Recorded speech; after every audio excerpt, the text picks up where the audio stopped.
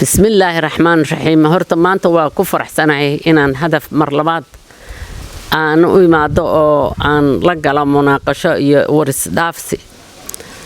iyo waxisu sheeg aan la galo. hadaf waa meesha qori oo aan hadda waqtigan xaadirka ah jeclay inaan mariyo warkayga aan bulshada ama baran ama sanaag ama Soomaaliya dhan aan u dirayo aan la wadaagayo aan mariyo. marka anoo inta ku faraxsan waxaan jeclay wax yar inaan Soomaali weyn horta la hadlo waliba la hadlo dawladda Muqdisho joogta waxaan rabaa hal yar oo tala inaan siiyo aniga deegaanka aan badi ka hadlaa waa dhulka iyo abaaraha iyo sida abaaraha la isugu diyaariyo laakiin maanta waxaan rabaa inaan ka hadlo sida la isugu diyaariyo nimcada badda jiifta oo maasha Allah Soomaali soo xareysatay sidii loo maamulaha ma loo asluubaysan lahaa. marka waxaan rabaa inaan u sheego dawladda iyo shacabkaba talada aan siinaya waxa weeye sidii ay Soomaalidu dadka cilmiga leh iyo khibrada leh ay u doonatay inay kala taliyaan si ay badooda u soo ceshadaan. maanta waxay u baahan yihiin badii gacantay ku hayaan waxay u baahan yihiin inay ka taliyaan baddaas khayraadkaas inaanu noqon midkii khasif lahaa ama dhibaato weyn wadanka u geysan lahaa. haddaa fikrad ka qaadataan Afrikaankii badahooda nimcada laga helay ama dhulkooda laga helay nimcada ama dahabka ama deemanka siday u badan yihiin 99% waa eedeen. waxaan rabaa in aad loo fiiriyo loo darso Nigeria Delta wixii ku dhacay. Nigeria Delta waxa ku dhacay waxaanay qorshe horu dhacay ka samaysan contracts bay iska bixiyeen dawladay siiyeen iyo waxay siiyeen sharikado waa galeen wadankii bay badii bay wasakheeyeen haba wasakheeyeen waxa kaaga daran dhulka ummad baa ku noolayd oo dhulkooda waxa dhul la degan yahay oo magaalooyin oo kala ah oo lagu nool yahay bay badii ka wasakheeyeen ka bacdi markii la isku dhacay shirkadii iyo shacbiga isku dhaceen dawladdu sharikadii bay u hiilisay dadna civil war baa ka dhashay aan u malaynayo inuu yaraaday laakiin aanu wali degin wali ma guurin.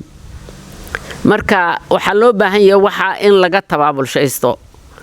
tabaabulshahana uma jeedo waxaan u jeedaa Soomaali faraxsan lacag baan heli doonaa waa taajiri doonaa maxaa ka taajiraysaan idinka iyo dadka xeebta degan baa istili doonaa hadhow haddaan hadeer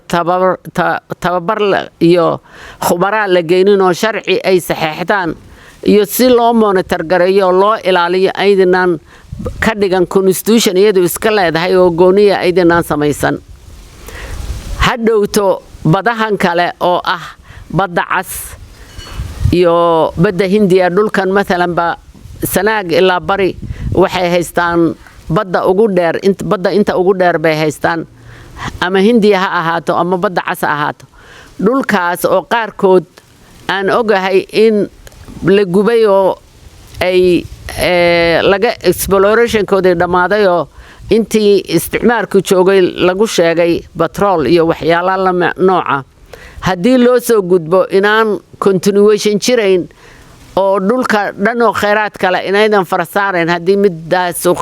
khayr ka soo bixi waayo uu noqdo wax dawladda iyo contractors ku qaybsadaan uu noqdo oo shacbiga iyo aan loo danayn badda hawada iyo dhulka labadaba intaasba mas'uul baa ka tihiin ummadana mas'uul ka tihiin idinku ma lehidin. ummaddu marka way idin daawanaysaa waxa laga yaabaa inta badan inaanay idin siin taladan ama aanay bagaran